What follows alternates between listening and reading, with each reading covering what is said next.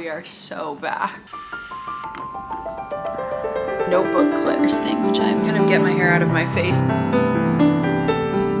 Obviously, I have chopped my hair off. Is that nice life update? Katabasis. I'm just gonna read yesteryear. Life is about to keep changing in big ways.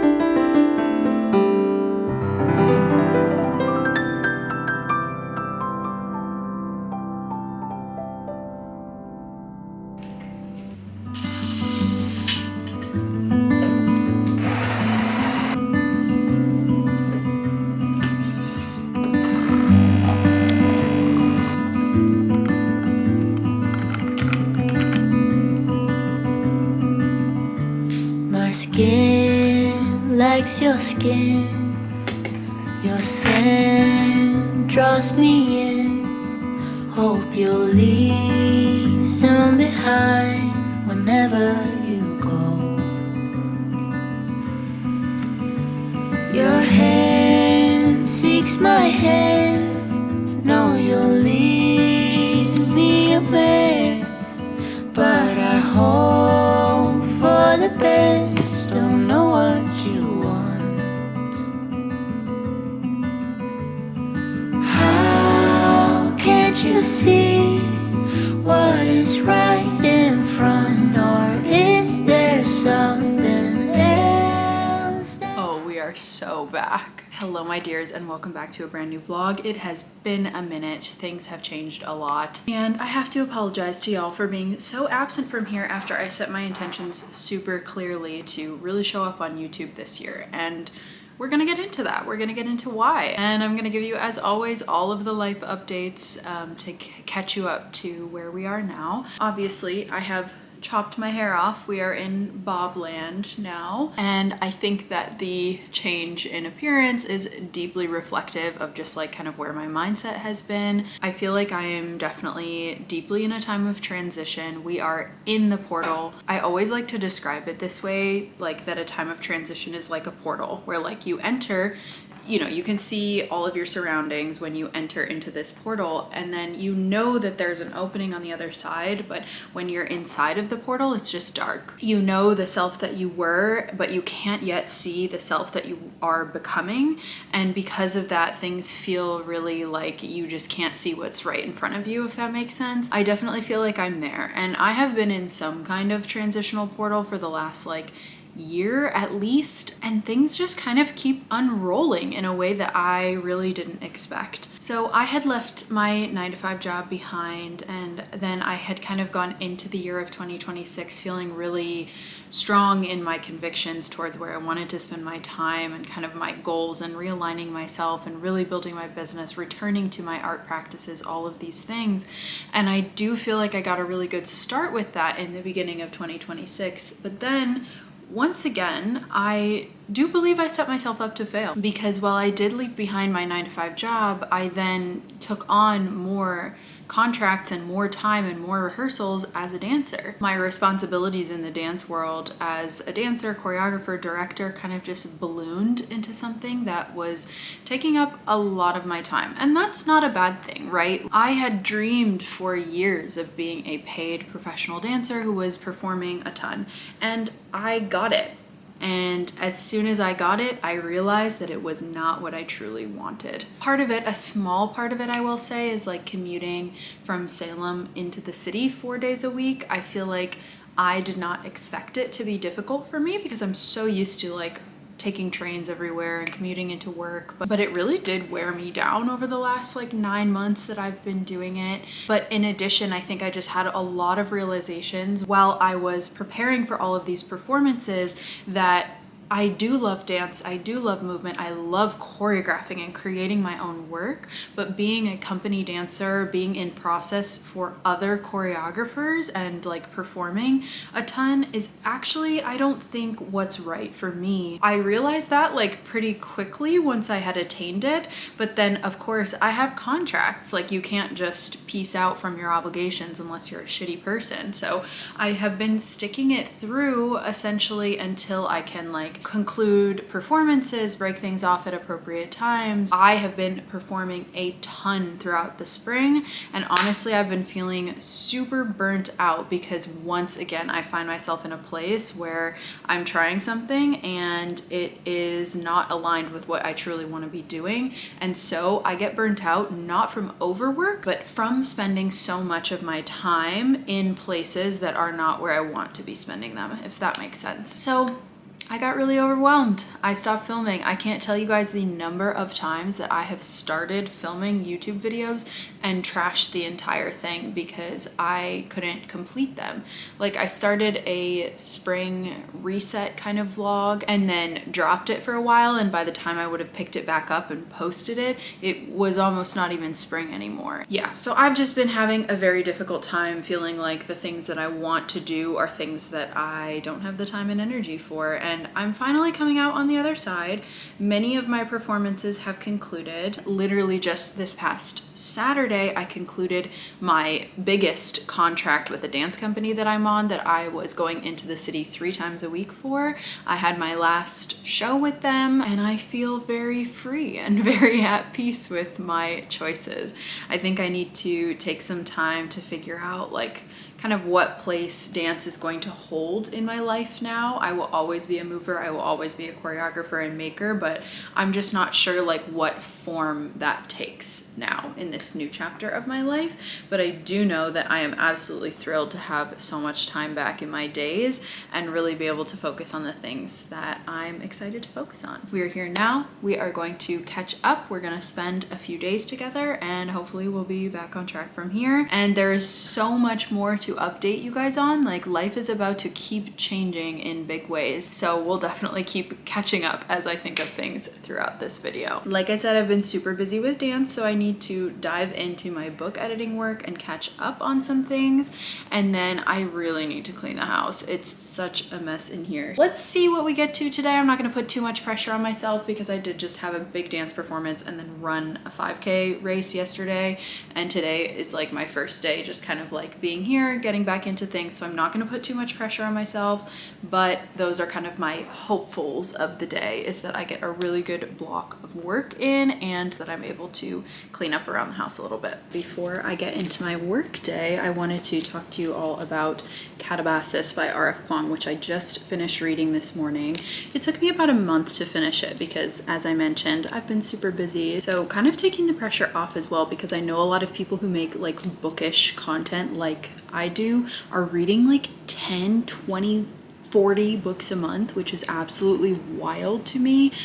I read books for my job, like I'm an editor, so I don't always get the time to read a ton for pleasure, but I always like to have some book that I'm reading for pleasure on the go, and this has been the one recently. I think partially it took me a little bit longer to finish than I expected because I didn't love it as much as I thought I would. It is a long book. It's about 540 pages, I believe, and I felt like it could have been much shorter. Basically, the premise of this book is like dark academia fantasy. So 2 graduate students journey into hell to save their professor, their advisor's soul.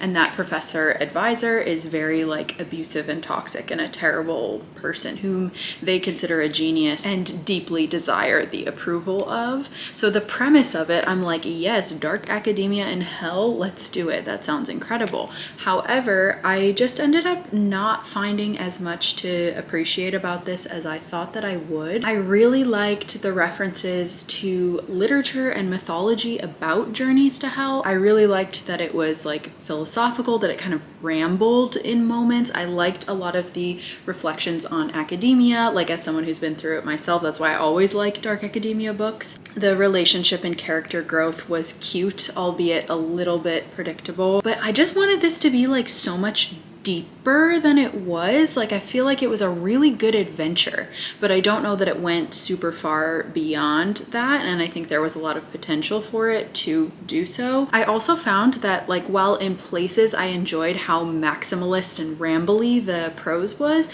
in other points I felt like it was really bogging down the pacing of the adventure, and I felt that the book could have been much shorter. I've heard great things about R.F. Kuang. I really like her like presence in the literary space. I like what she stands for, but I really didn't like this book that much. I'm more of a literary fiction girl. I like sad girl, weird girl literature. I like books that absolutely crush my soul, and this just didn't even come close to doing that. So I think maybe that's more of like a personal preference thing. If you like fun, like fantasy adventure type books, you would probably really enjoy this, especially if you like mythology and dark academia. Because I disagree morally with using Goodreads, I track all of my reading on this app called Storygraph, which I find to be very useful, and I gave this book a 2.5 stars. Do you still have Babel by R.F. Kuang on my TBR, and I have a feeling I will enjoy that more because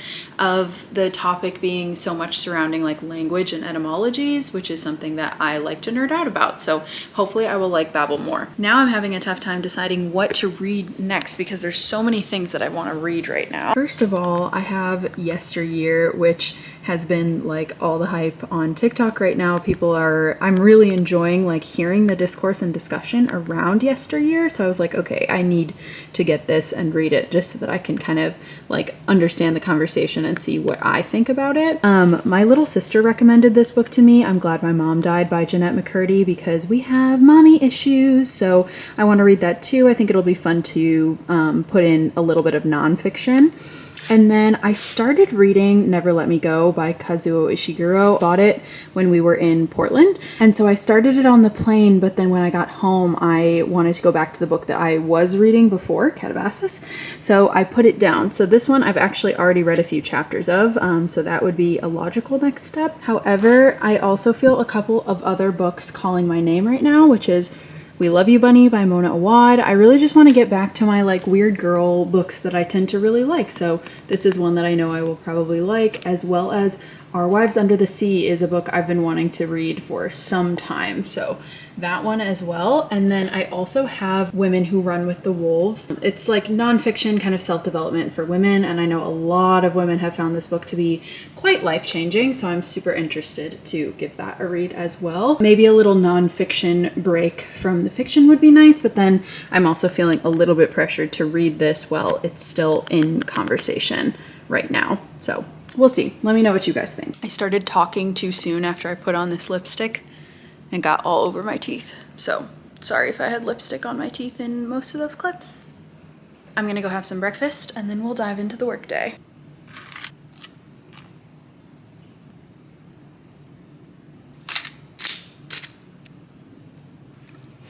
All right, I just had my little hyperfixation breakfast as of current. I really like savory food in the morning, but I find like I don't always want to cook eggs. So this has been what I've been eating. It's sourdough that I get fresh from the bakery every week. I know a lot of people are into baking sourdough, and I know it's not that hard to bake your own bread at home, but I have no interest in it. So I get it from the bakery. On that, like a generous portion of non-fat Greek plain yogurt, and then little slices of tomatoes. Cucumbers would also be good on it, but I just have tomatoes right now.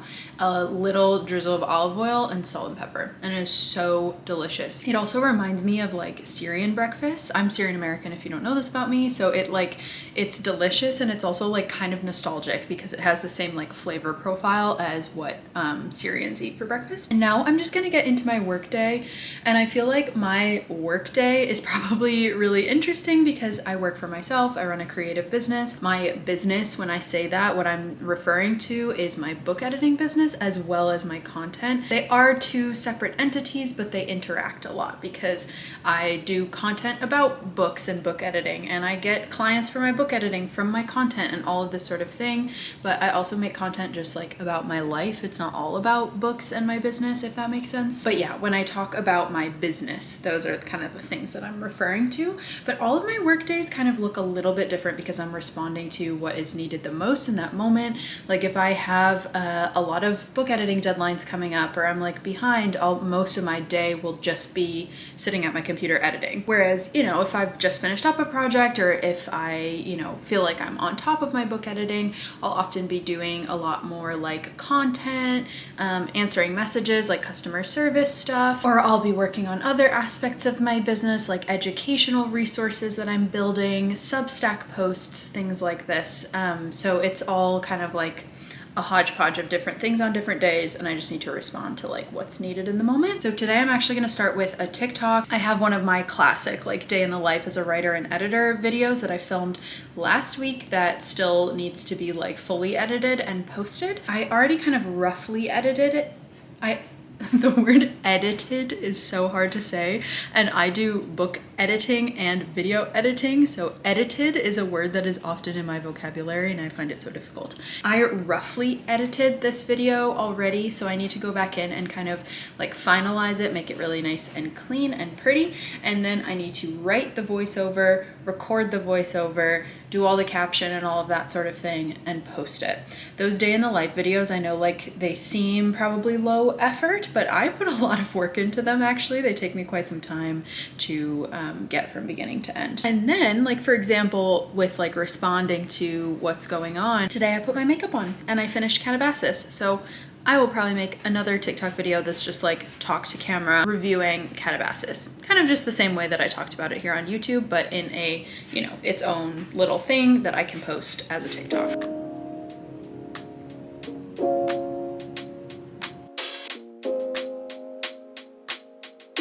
Spend the day with me as a writer and book editor living in which city? Hey, the TikTok vlog is now posting. That took just over an hour. So like I said, Cole, honey, trying to steal the show, my baby.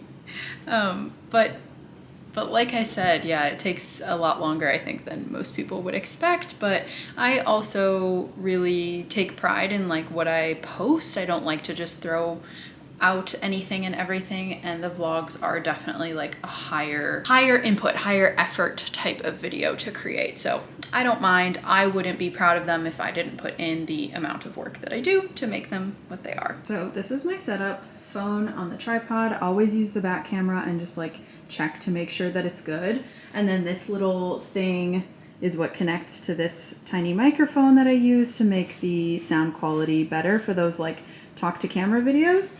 And I like to just clip the microphone like onto the book that I'm talking about because it'll be front and center already anyways. And then I just set up in this spot that y'all have seen me in a bunch because I feel like it's a cute little background and pretty much one of my only options in this tiny apartment. But yeah, so I just filmed it here. That actually didn't take me very long at all. It probably took 15-20 minutes altogether to set up and film, and I think it's mostly because I just finished the book, so it's super fresh in my mind, and I had already talked to you guys about it, so I kind of knew like what I wanted to say and how I wanted to articulate it. Now that I have done all my talking and social media things that I wanted to do for the day, I am going to settle into my book editing work. Right now I am doing a line and copy edit on a fantasy novel with an author who I've worked on this book before. Like we worked together on the developmental edit, so I'm seeing it again for another round, which I actually really love, because then in addition to doing the line and copy editing, I'm also giving her commentary on like the things that I can see that she changed. Line and copy editing primarily is like very detail oriented, where I'm like close reading every single sentence and just making sure punctuation, grammar, spelling, etc., consistency, formatting, style guides, everything is in good order. And then if there's any sentences that are not flowing quite right or are a little confusing or are run-ons or anything like that, I'm also changing or making suggestions for changes for things on the sentence level. So it's a very different like brain space to be in than developmental editing, where I'm giving like large scale, more artistic vision sort of feedback. So I need to focus, get in my detail brain, and try to get through a good chunk of pages.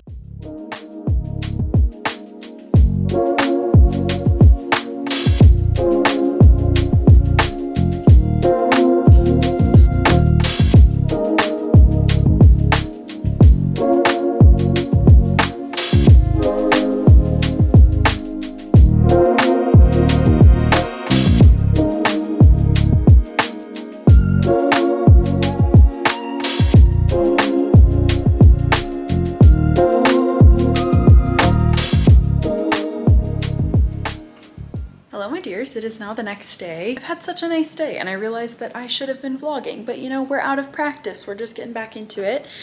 So I'm trying not to be too hard on myself. But my husband and I went out to the Salem Willows, which is like a park that's out on the water. It has all of these like restaurants, ice cream places, an arcade, and it's just this like beautiful big open park with a bunch of trees, and there's like a little beachy area out on the water.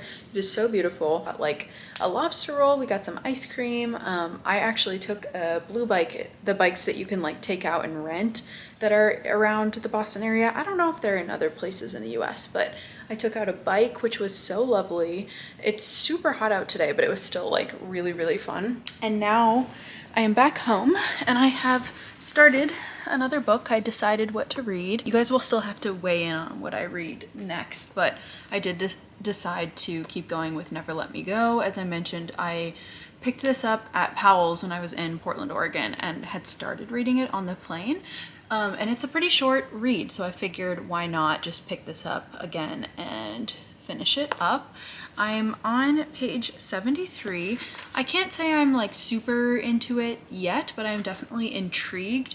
It holds a lot of tension because it has this vibe of like the narrator is speaking to the reader as if they already know like what's going on in this world and what everything means, but we don't. So it holds this really nice tension because you don't know exactly what's going on under the surface, though the narrator seems to like assume that you do as they're telling this story, which I think is a really nice storytelling strategy. So there's not a bunch of like info dumping, world building, because it all kind of comes to you in bits and pieces as you go through the story, which I think is really interesting.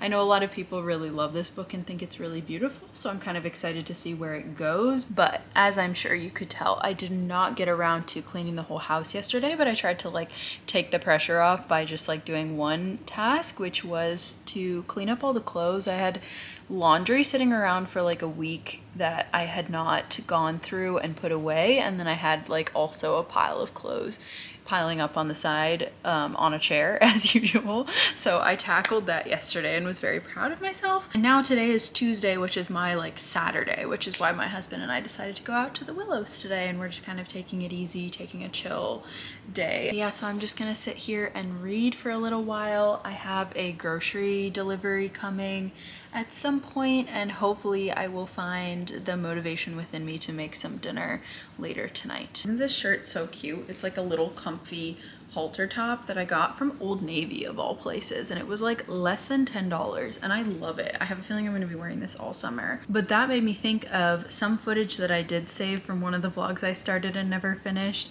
Was a little haul of a couple of clothing items I got from Uniqlo that I really liked, as well as some fountain pens and like notebook clips and stuff. So I'm gonna insert that footage here because I think you all will enjoy it, and then I'm just gonna read a little bit here and I will catch up with you guys later. I got a couple of new things from Uniqlo that I wanted to show you guys. I don't buy that much stuff. Like, I'm actually trying to get rid of clothing, but whenever I do buy something new, I'm like, ooh, I need to show YouTube. So I just got 2 pairs of pants and a jacket from Uniqlo that I want to try on with you guys. I haven't tried them on at all yet, so I need to like make sure everything fits, and hopefully it does. And if it does, hopefully I will be wearing one of those pairs of pants with my outfit for the day. All right, this is the first thing, which I'm really excited about. They're the Uniqlo cotton culottes. I love that this kind of like capri length wide pant is back in style, because I feel like I used to wear stuff like this when I was a teenager, and even when I was a kid we used to love those gauchos. Do you guys remember gauchos if you were a 90s baby? So I'm pretty happy about this, but I'm not sure if they're gonna fit, so let's try these babies on. I'm in one of those phases where I just want to like get rid of everything I own and start over, as you can tell by me chopping all of my hair off, which, by the way, I'm loving the bob. I'm keeping this style forever now. These literally feel like they fit like a glove right now. I need to go look in a mirror, but like just zipping them up, they fit my waist literally perfect. Obviously I feel like I wouldn't wear it with this shirt because this shirt like covers the whole waistline of these pants. I'd probably wear these pants with something that has a line that goes with it better, maybe like little shirt big pants kind of vibe, but you can still get the gist. I kind of love these. Like I need like a little leather like ballet flat or something to go with these, but I haven't been able to find any ballet flats that are actually comfortable, so if you guys have recommendations, let me know. The next thing is just this little jacket. I just realized I didn't have like a light jacket that was black that I could throw over any given outfit. It's called the Women Open Collar Short Jacket, so I'm just gonna throw this on with this, even though, once again, this isn't like how I would wear it. So it's just this like super simple, kind of like windbreaker rain jacket-y fabric, but it's nice and thin and just like a good shape that can go with anything. I love this. This is like exactly what I was looking for. This was the item that made me initiate the purchase because I actually really needed something like this and don't have it. So I'm super happy with that. All right, last thing, and this is what I was thinking would actually go with what I'm wearing today. It's these like cotton gingham pants. I really don't like linen. I don't like how linen feels on my skin. I know that's probably weird, but it's not my favorite. These are like a cotton modal fabric and it's much softer and doesn't have that like scratchy feeling of linen. These are the Women Easy Pants in brown. It has that nice gingham fabric. Oh my gosh, I love these. Hold on, let me angle this back down so you can see. Wow. Everything from this haul is a win. They're gonna be such a nice like staple for the summer because they're so light and comfortable and easy to wear, but they're still like cute. And these ones I think do go with this shirt, and I don't mind that the shirt is like longer because they're very like casual, kind of easy breezy pants. So yeah, I'm just gonna pull the tags right off and keep these on my body.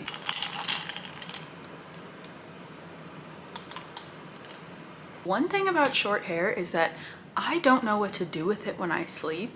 When my hair was long, I would just take it all and tie it on the top of my head with like a silk scrunchie, and that would help kind of retain whatever style I had, at least a little bit, through the next day.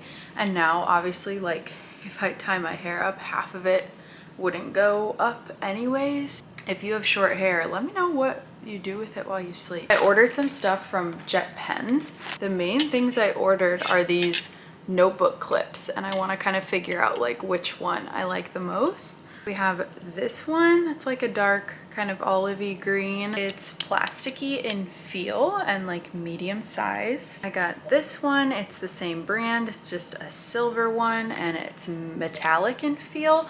It also has a much like stronger clamp, so this one is probably going to be super useful. Finally, I got this one, which is an Ukanmuri clip. It looks so cute. I need to open this up and check it out. All right, so I opened up my notebook to just like a middle page so that I can test this out. This is the Ukanmuri clip. I love the color of this, by the way. It's so springy. It's like a light, super light sage. All right, I mean, it's holding it pretty well. I feel like because it has the things on the two sides, it's not quite as like flattened down, but it's definitely strong and works nicely.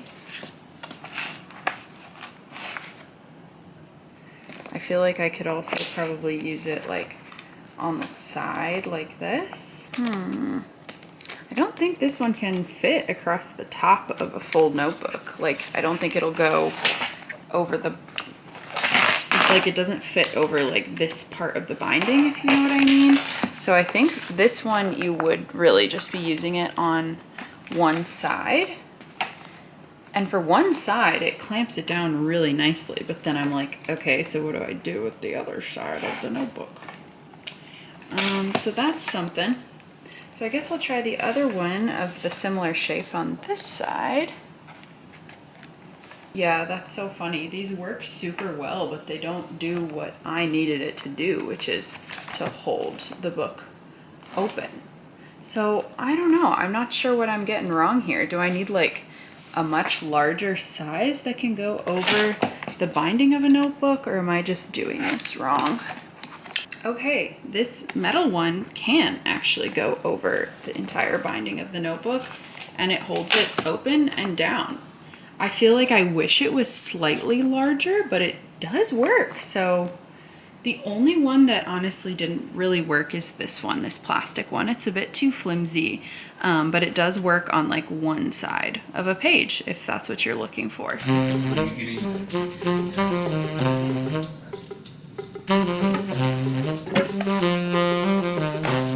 Envisioned like a tiny white cat in my head.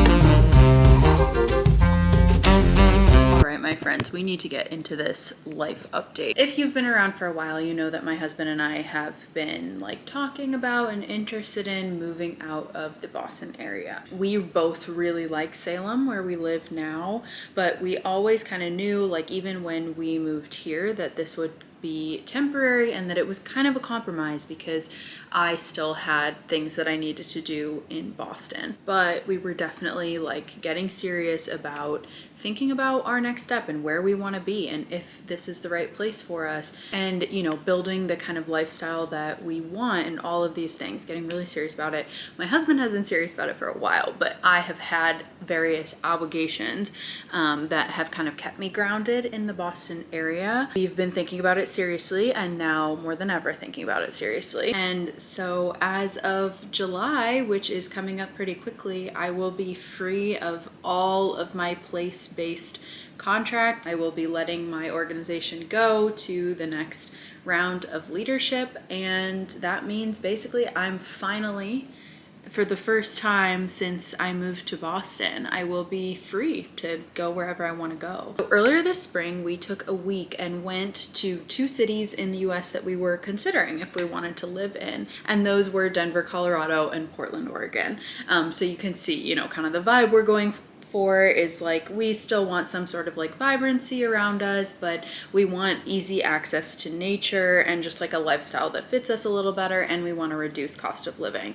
I know both of those places are objectively expensive to most people, but however, to us, compared to Boston and the Boston area, they're both cheaper. So we went on that trip. It was amazing. It was eye-opening, and we hated Denver like a lot. We loved Colorado. We thought the state was beautiful. The Rocky Mountains were stunning. We really enjoyed hiking over there, but the actual city of Denver did not work for us at all. It just didn't feel right. It didn't have the vibes that we were hoping for. I really didn't like that it's not walkable at all. Everyone essentially is driving on the highway to get anywhere. Like even within different parts of the city, you're driving on like big 5-lane roads just to get to another part of the city, which yeah, just doesn't really work for me. That's not the vibe that I'm looking for in terms of like a big city.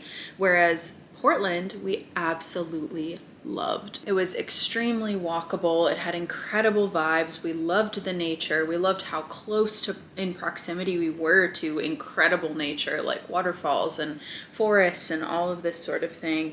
We loved the vibe of the city. We loved all the coffee shops. We loved the neighborhood that we stayed in. Like it ticked all the boxes. It truly was an amazing experience.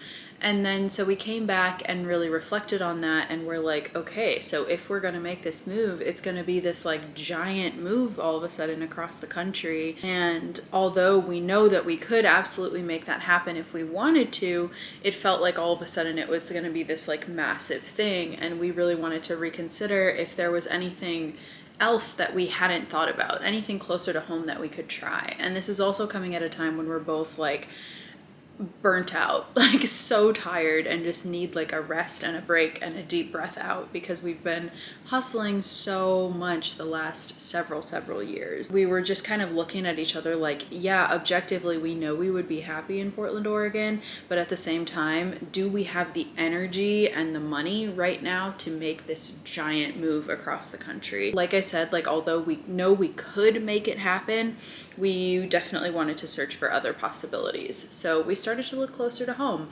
and we realized, we kind of went back to our earlier conversations of, if I hadn't had contracts in Boston throughout this past year, when we moved to Salem, we actually wanted to move further north to Vermont, New Hampshire, or Maine. So we revisited that conversation and said, okay, if we want a move, if we want a big change, but we don't want to do this massive expensive thing all the way across the country, why don't we look at what we originally wanted to do in the first place? So now it's looking highly likely that we're going to be moving up to New Hampshire. We want to be in like the seacoast area where it's still like vibrant and there's lots to do and bars and coffee shops and all this sort of thing.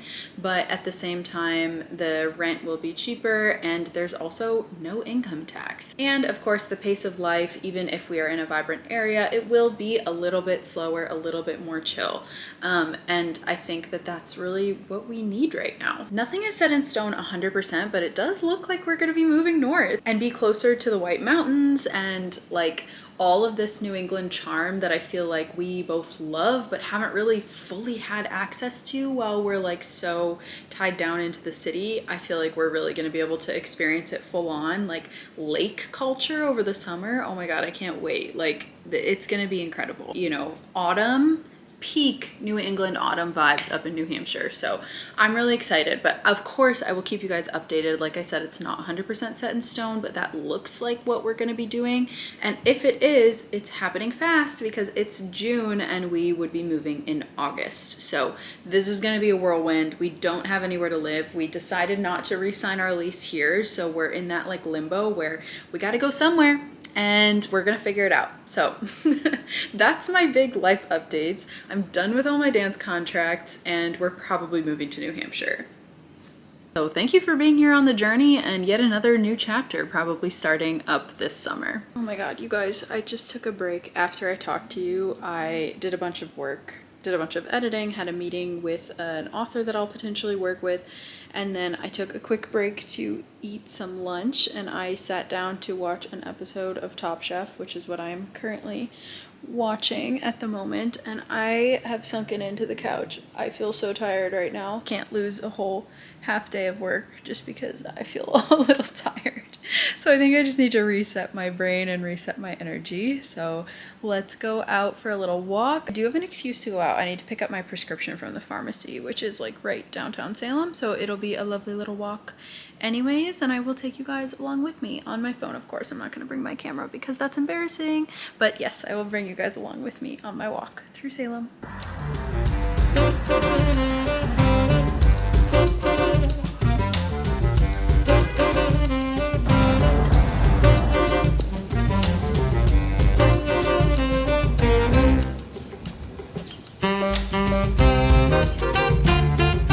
Right, prescription has been acquired and now I'm just walking back home and I'm thinking I might stop by the library.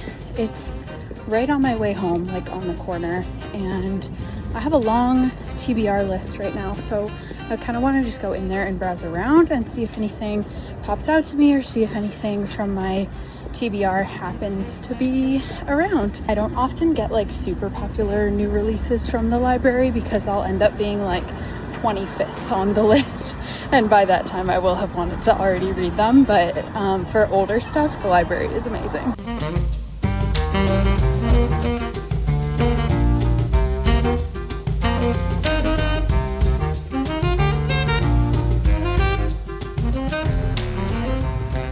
Y'all, we are back. It is so freaking hot out there. I don't know if that is really gonna help with my energy because it's like that kind of humidity that like really sets in, like you feel like you're moving through a bathtub kind of vibe.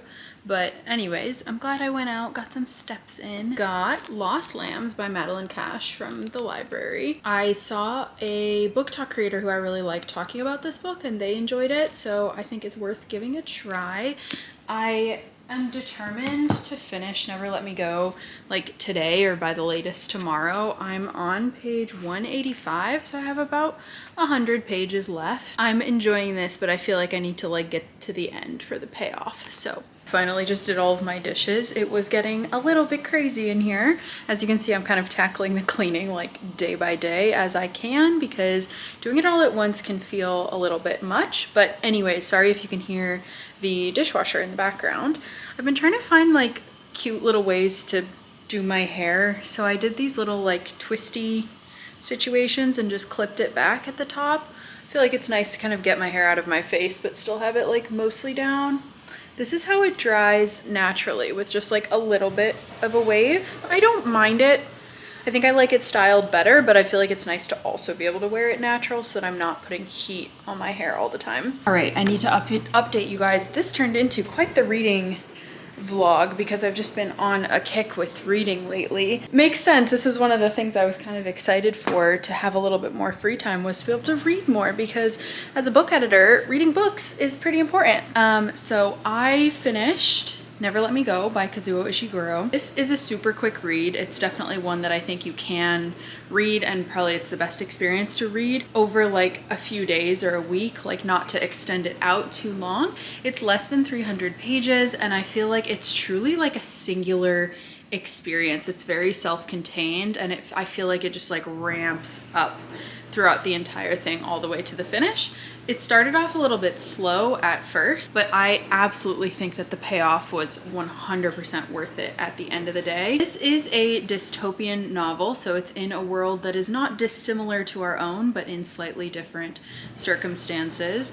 And it's told from the first person perspective of a girl named Kathy, who's kind of reflecting back on her life up until that point. I really enjoyed the way that it was narrated and the way the story was told, like through her very close first person intimate perspective. The story unwinds the way that memory unfolds, if that makes sense. So it's very like winding and associative. She doesn't always go in order. Like when something reminds her of something else, she'll hop back and forth in the story. And I really, really enjoyed that. I also think that something authors have trouble with, like on a craft level, something that this did really well. The first person narration worked incredibly well because Kathy's own kind of ignorance or lack of knowledge around the circumstances of her own life, of her own situation, are what drive the narrative forward, because there's a mystery, there's like a dark undercurrent, but you don't know what it is because Kathy doesn't know what it is until the very end of the book. She doesn't fully understand the situation that has led to her life being the way that it is. Don't even seem to always want to know the answer. They don't necessarily want to question the system or understand why they are in the circumstances that they're in. So it's a really beautiful book. I think despite the like dystopian and mystery and dark undercurrent, it really truly is about like love and friendship and connection, and the ways that we connect across difference as well. I think this made me like question existence and morality, and those are some of the things I love the most about reading. I think this is just one of those like beautiful singular books that everyone should read. It makes sense to me that it won the Nobel. Like I said, I just tackled all the dishes. I got ready for the day so that I feel like put together. I'm one of those people that if I'm gonna focus and like really lock in, I do need to get ready for the day. I do need to be wearing clothes, and a little bit of makeup on my face goes a long way for me. So I did that because I have a busy work day ahead of me. I have a lot that I would like to accomplish. I have a lot of book editing deadlines this month, and lots of kind of like potentially new clients up in the air that I'm going back and forth with on various things. I also have some Substack posts that I want to write. So today's mostly just going to be grinding out a work day. Thank you for being here through all of my life updates, through all of the chapters of, you know, me unfolding and becoming and figuring out what this life is meant to be. Been feeling very existential lately, if you can't tell. Is anyone else feeling like deeply in a time of transition right now? I would love to hear about what you all are going through as well, so that I don't feel so alone in this, like things are just changing rapidly around me. All right, I love you guys. Thank you so much for being here, and I will see you in the next one.